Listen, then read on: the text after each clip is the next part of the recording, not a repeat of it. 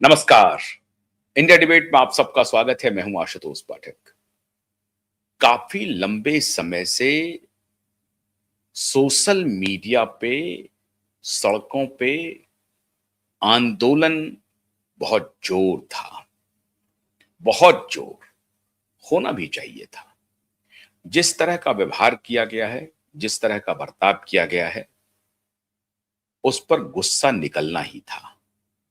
देश भर में गुस्से का गुबार इस तरह से आएगा, ये सरकार ने कल्पना नहीं की थी। सरकार को इस बात का एहसास भी नहीं था कि ऐसा होगा।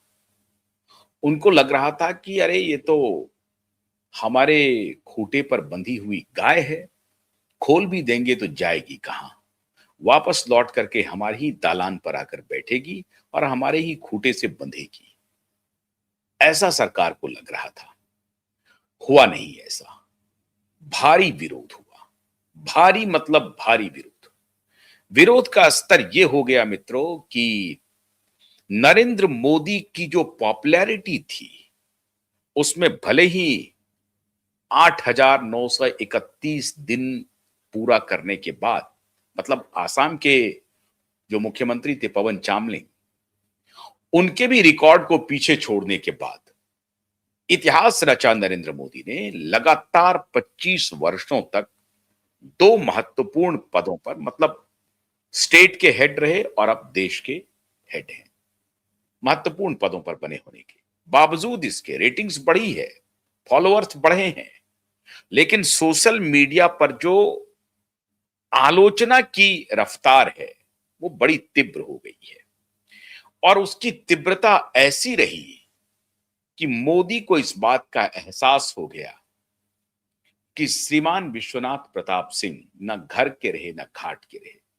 श्रीमान विश्वनाथ प्रताप सिंह का जन्मदिन कब होता है और श्रीमान विश्वनाथ प्रताप सिंह का मृत्यु दिवस कब है, ये भी भारतीय समाज को याद नहीं है। भले ही जिस तबके के लिए उन्होंने काम किया, जिसकी मलाई वो तबका खाता रहा, फिर भी वो तबका भी उन्हें नहीं सम्मान देता है। ये तो हालात है, ये तो स्थिति है। मोदी जी को यह बात जल्दी समझ में आ गई और अब मोदी जी डैमेज कंट्रोल कर रहे हैं। सुप्रीम कोर्ट में सरकार का जो रवैया है वो बिल्कुल अलग था। सुप्रीम कोर्ट में भी सरकार एक्सपोज हुई। ऐसा हो नहीं सकता था कि गलती से यूजीसी एक्ट की जो इतनी विभाजक जो व्यवस्थाएं हैं वो पब्लिक डोमेन में आई है। गलती से नहीं हुई है, ये होशो हवास में हुई है। और जब सुप्रीम कोर्ट ने कहा कि एक तरफ हम अपने समाज को जातीय विद्वेष से आहिस्ता आहिस्ता दूर कर रहे हैं, हमारे समाज ने धीरे धीरे ये सीख लिया है कि हम कैसे जातीय सह अस्तित्व के भाव को अपनाते रहें और आगे बढ़ें। ऐसी परिस्थिति में आप ये डिविसिव एक्ट कैसे ला रहे हैं, ये ऑब्जर्वेशन है सुप्रीम कोर्ट का। कोई संतोषप्रद जवाब नहीं था सरकार के पास। सॉलिसिटर जनरल जो भी अपना वक्तव्य दे रहे थे, वो समझिए सिर्फ वो दलील देने के लिए दलील दे रहे थे।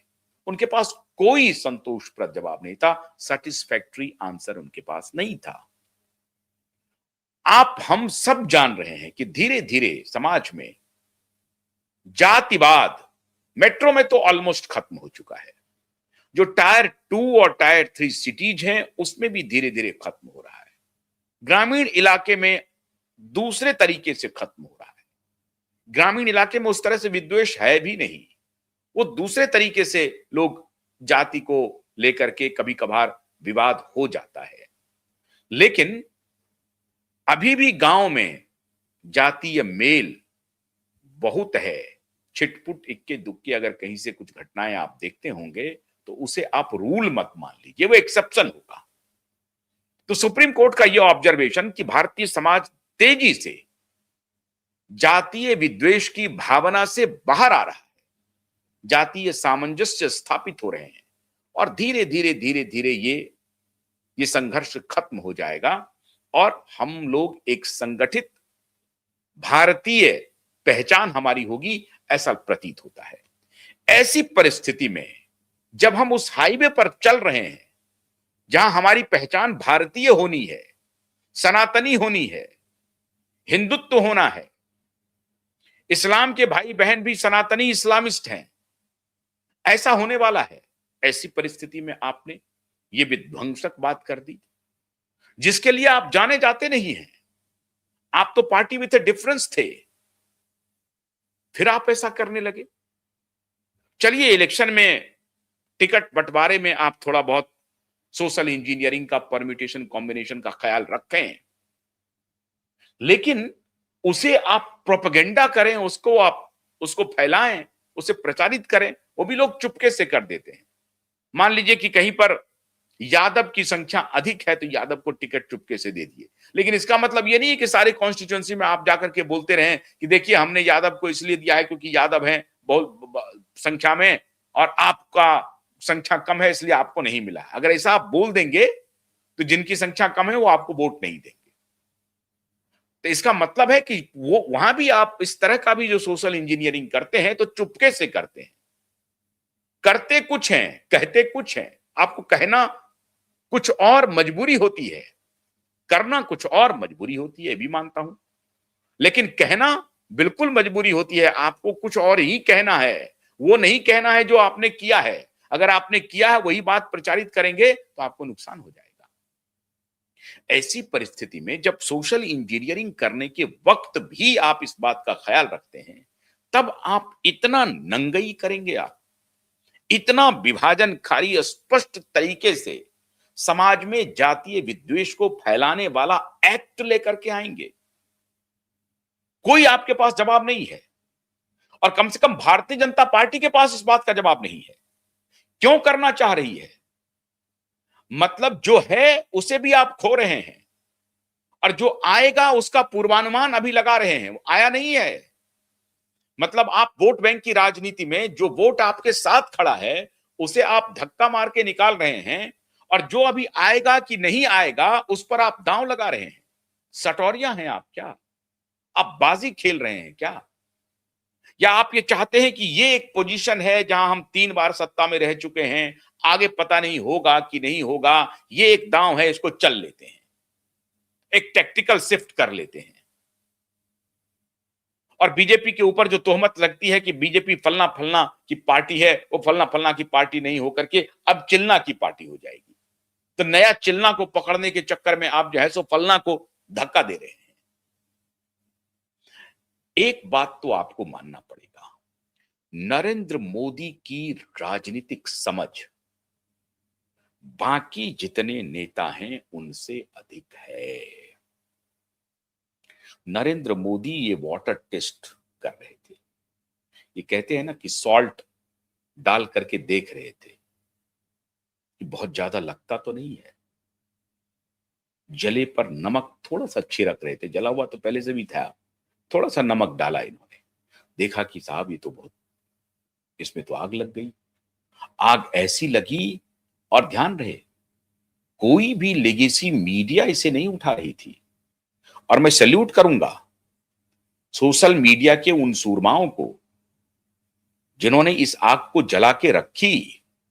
वो सत्य को सत्य कहते रहे, भले ही उनको आलोचना झेलनी पड़ी हो, भले ही उनको गाली खानी पड़े हो, बावजूद इसके वो सत्य को सामने से सत्य कहते रहे। वो कहते रहे कि अगर आप इसे जातिवाद समझते हैं तो मैं भी जातिवादी हूं, लेकिन आप जो जातिवाद का नंगा नाच कर रहे हैं उसे जातिवाद ना कहें, ऐसा नहीं हो सकता है। बड़ी मजबूती के साथ उन्होंने तर्क को सामने रखा और उनके तर्कों के सामने झुक गई सत्ता।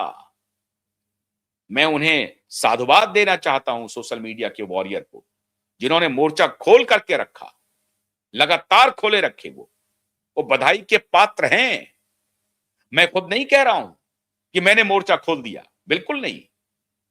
मैंने 1 2 3 प्रोग्राम जरूर किए होंगे, लेकिन जिन्होंने मोर्चा खोल करके रखा वो बधाई के पात्र हैं, क्योंकि आज उन्होंने सत्ता को झुका दिया है।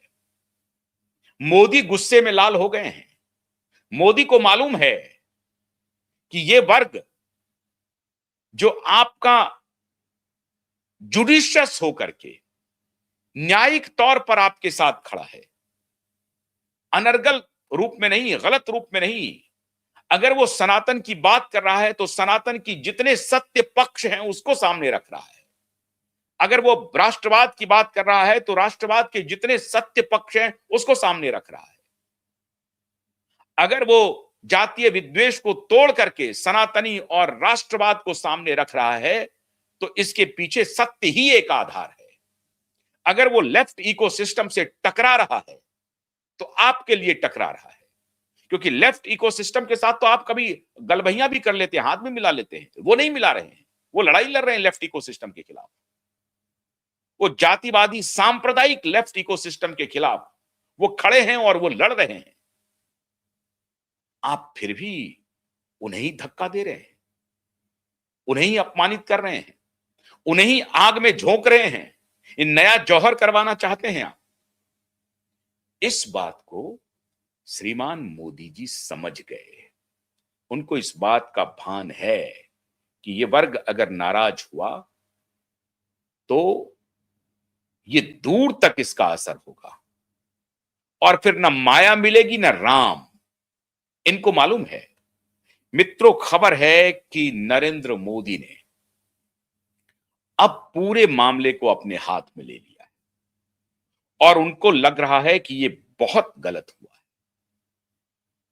बहुत गलत हुआ है। या तो उनको किसी ने गुमराह किया या उनके जानकारी में नहीं है।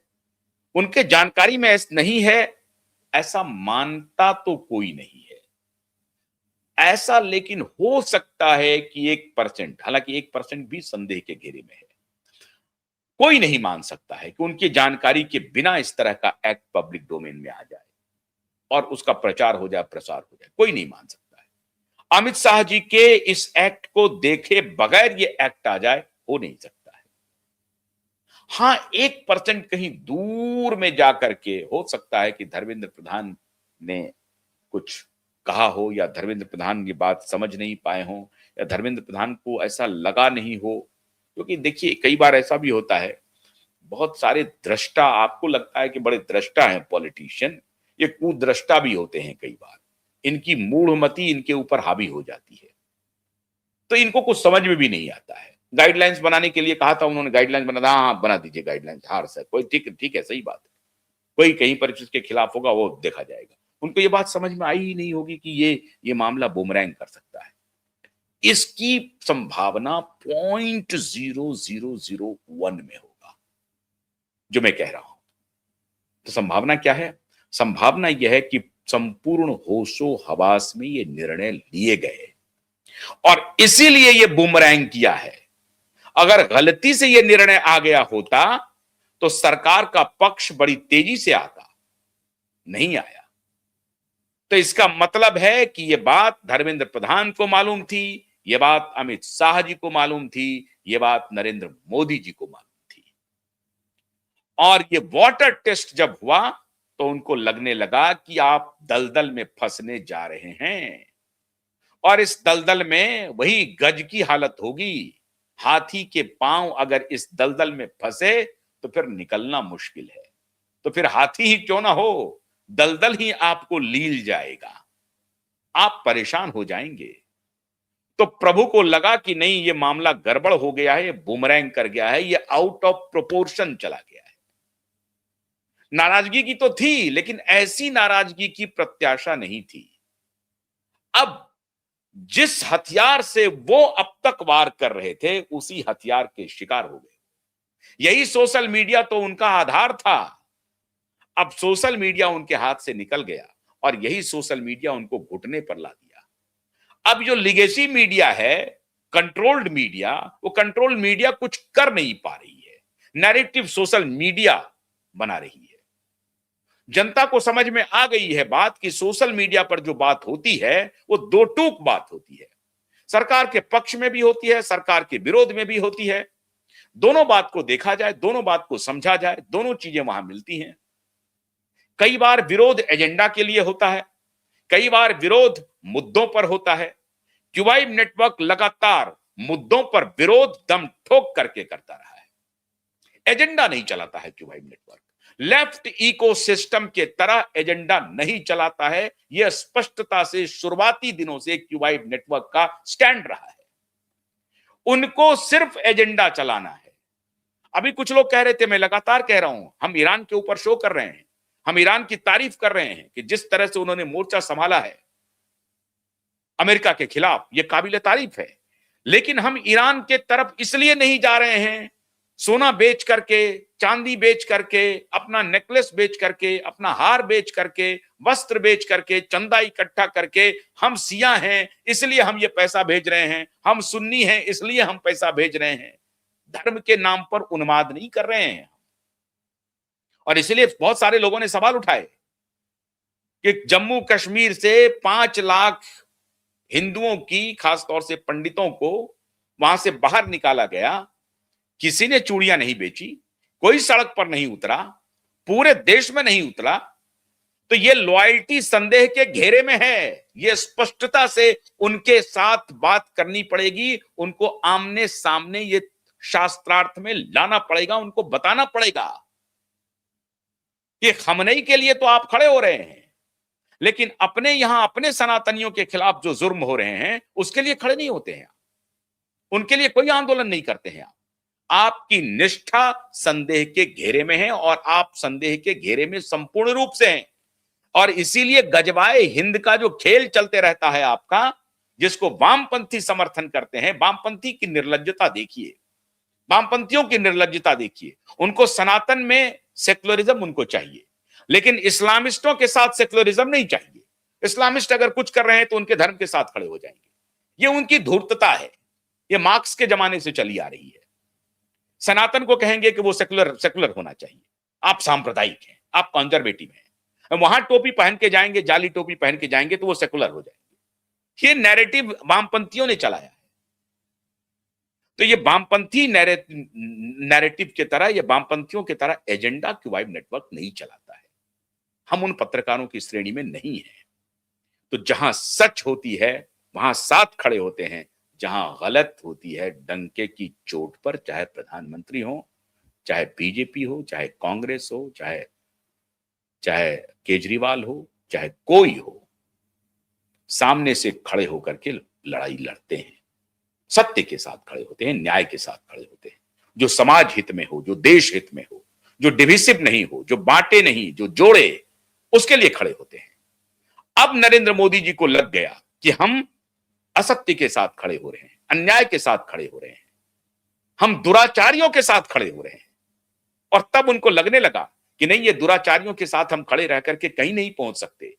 ये जो पॉलिटिकल एक आइडियोलॉजी है कि नहीं नहीं ये तो विरोध होता है, वो सेटल डाउन हो जाएगा कुछ दिन में, गुस्से होंगे, कहां जाएंगे, या कैलकुलेशन करते रहते हैं कि चलो इसका इतना नुकसान होगा तो इसका इतना नफा होगा। ये प्रकृति 2+2 ऑलवेज नहीं होती है मोदी जी। और इसलिए मैं दिशा सुशांत के मामले में भी कहता हूं, ये मैं मान नहीं सकता कि आदित्य ठाकरे और उद्धव ठाकरे के कुकृत्य की जानकारी आपको नहीं हो, या अमित शाह जी को नहीं हो, या फडणवीस को नहीं हो। है, सबको मालूम है कि वहां पर क्या क्या खेल हुआ है। आप बचा रहे हैं, आप सोच रहे हैं अरे कुछ बचा लेते हैं, राम मंदिर का उद्घाटन कर लेंगे, इधर पुण्य कमा लेंगे, इधर जो पाप कमा रहे हैं बराबर हो जाएगा। नहीं होगा, प्रारब्ध आपका पीछा करेगी। और किया, आप समझिए, शंकराचार्य ने आपसे कहा था, पुरी के शंकराचार्य ने, कि 22 जनवरी 2024 को उद्घाटन मत कीजिए, मुहूर्त ठीक नहीं है। लेकिन आपने अलग तरह का सनातन खोल दिया है। नुकसान हुआ, सत्य आपके साथ है। मैं ये नहीं कह रहा हूं कि मुहूर्त ठीक था या अच्छा था, खराब था, मैं उस विवाद में जाना नहीं चाहता। लेकिन आपके सनातन के सबसे बड़े रक्षक कह रहे हैं कि मुहूर्त ये है, लेकिन आप अब मुहूर्त को पॉलिटिसाइज करके ये कर दें और फिर उसको सही करने लगे। ये चला नहीं ना। अयोध्या हार गए आप, अयोध्या। और आपके सामने अवधेश सिंह को खड़ा करते रहे, अयोध्या का हार फोटो दिखाते रहे, अयोध्या हारे आप। फैजाबाद हार गए, 37 सीट उत्तर प्रदेश में हार गए आप। अब आप इसे कहें कि भाई मैं सुपरस्टिशियस हूं, हो सकता है कि मैं सुपरस्टिशियस हूं, मैं इन चीजों में बिलीव नहीं करता। अरे नहीं बिलीव करते हैं तो उद्घाटन क्यों किया? कुछ तो बिलीव करते हैं ना, कुछ तो आस्था रखते हैं ना, कुछ तो गॉड फियरिंग है ना, ईश्वर को मानते हैं ना, मानते हैं तभी तो उद्घाटन करने के लिए गए। जब मानते हैं तो बहुत कुछ अन्य भी मान लीजिए, नहीं मानिए तो फिर सबको मत मानिए। तो तात्पर्य मित्रों ये है कि ये टाइप की जो पॉलिटिक्स है उसका दिन लद गया। मोदी की एक महानता है, मोदी बड़ी तेजी से अपने आप को अडेप्टेबल बनाते हैं, बहुत तेजी से अडेप्टिव है। वो परिस्थिति के अनुसार खुद को ढालते हैं, वो स्टबर्न नहीं है, वो जिद्दी नहीं है। लोग कहते हैं कि मोदी बड़े अक्खड़ हैं, मैं नहीं मानता हूं। मैं जानता हूं कि मोदी सहृदय व्यक्ति है। मोदी को मालूम है कि नहीं ये गलत हो रहा है तो उसको ठीक करना चाहिए, वो ठीक कर लेते हैं। और यही एक दूरदृष्टि रखने वाले राजनेता की काबिलियत होती है। और यही कारण है कि मोदी आज 25 वर्षों से उच्च पद पर आसीन है। ये बहुत बड़ी काबिलियत है मोदी की कि जल्दी करेक्ट करते हैं, कोर्स करेक्शन में उनका यकीन होता है। उनको मालूम होता है, उनसे हुआ कि हमसे अगर मोनेटाइजेशन जो है, डीमोनेटाइजेशन गलत हो गया है, हड़बड़ी में हो गया, जल्दी में हो गया, पूरी तैयारी से नहीं हो। उन्होंने स्वीकार किया कि हमसे गलती हुई है, नियत गड़बड़ नहीं है। उन्होंने कहा पब्लिक में आकर के। हालांकि वो के खेल कुछ और था, उस पर मैं जाना नहीं चाहता। अंदर की बात और भी थी, बहुत बातें, मैं उस पर नहीं जाना चाहता। लेकिन पब्लिक में वो गए, उन्होंने कहा कि मेरी नियत खराब नहीं है, मेरी गलती हो सकती है। उन्होंने कोर्स करेक्शन किया। उनको लगा कि इससे असुविधाएं हो रही हैं, मौतें हुई कोविड के दौरान भी। अब वो मन ही मन स्वीकार कर रहे हैं कि उनसे बहुत बहुत बड़ी गलती हो गई थी, इन माफियाओं ने उनसे गलती करवा लिया। लेकिन खैर कोई बात नहीं, उनके पास उस वक्त कोई चारा नहीं था, वही लाइन लेना था। कोई भी रहता तो लेता, हाँ, लेकिन इस तरह से नहीं लेता जिस तरह से वो ले रहे थे। खैर, अब जब ये मामला आया है यूजीसी का, उन्होंने कोर्स करेक्शन करने का मन बना लिया है। अंदर की खबर है मित्रों कि अब वो कैबिनेट रिसफल भी करने जा रहे हैं और इस वर्ग को, जो वर्ग नाराज है, उस वर्ग को वो अपने तरीके से कोई ना कोई रास्ता निकाल करके संतुष्ट करने की योजना बना रहे हैं। ये प्लानिंग उनकी चल रही है। इसमें उनको कामयाबी मिल भी सकती है अगर वो धीरे से ही कांधे पर हाथ रख दिया कि नहीं, हमारी ये नियत नहीं थी, कहीं गड़बड़ी हो गई है, किसी न किसी को बलि का बकरा बनाएंगे, वो बना दें, कोई बात नहीं, हो सकता है धर्मेंद्र प्रधान को ही बना दें, लेकिन कोई ना कोई बलि का बकरा बनेगा ही। वो पॉलिटिकल कंपल्सन है, उसे मैं बुरा नहीं मानता हूं, वो क्या कर सकते हैं। लेकिन मोदी अपने तक ये आंच नहीं आने देंगे, क्योंकि उनको लग रहा है, एक तरफ तो एप्स्टीन फाइल का दबाव, एक तरफ जियो पॉलिटिक्स का दबाव, ऊपर से घर के अंदर जो उनका डाई हार्ड सपोर्टर है उसको वो खामखा दुश्मन बना लिए हैं, खामखा। तो हर गली चौक चौराहे पर यही चर्चा हो रही है, सोशल मीडिया पर बम्बार्डमेंट हुआ पड़ा है। अब उनको लग रहा है कि एक वर्ग जो तार्किक तरीके से, वैज्ञानिक तरीके से सत्य को एनालाइज कर सकता है, सामने रख सकता है, उस वर्ग से हमने अननेसेसरी दोष, विद्रोह ले लिया है, बगावत मोल ले ली है। ये बगावत बहुत लंबा नहीं चल पाएगा। तो मोदी अब कोर्स करेक्शन चाहते हैं। गाज बहुत जल्दी गिरेगी, रिजल्ट आपके सामने बहुत जल्द आएगा, बहुत जल्द। लोग कह रहे हैं कि कैबिनेट रिसफल में उसका कुछ असर मिलेगा। वरुण गांधी से वो मिले हैं, उनको लग रहा है कि वरुण गांधी को वो आगे लाएंगे। अब क्या क्या तरीका हो सकता है ये तो आने वाला वक्त बताएगा, लेकिन इतनी जानकारी जरूर है कि मोदी अब डैमेज कंट्रोल में लग गए हैं। यूजीसी एक्ट पर आपको आने वाले दिनों में कुछ ना कुछ सरकार की तरफ से ऐसा जरूर देखने को मिलेगा जिसमें आप कहेंगे कि नहीं, ये वर्ग जो है उनके साथ खड़ा है। नाराजगी तो हुई है, लेकिन उनके साथ खड़ा है। साथ ही साथ जो इसको दूसरी तरफ नुकसान का सौदा करवा सकते हैं, उनको भी ये साथ ला करके कुछ ना कुछ मास्टर स्ट्रोक चलेंगे। तो मोदी है तो थोड़ा बहुत मान के चलिए, कुछ ना कुछ तो मुमकिन होगा। बहुत बहुत शुक्रिया, नमस्कार।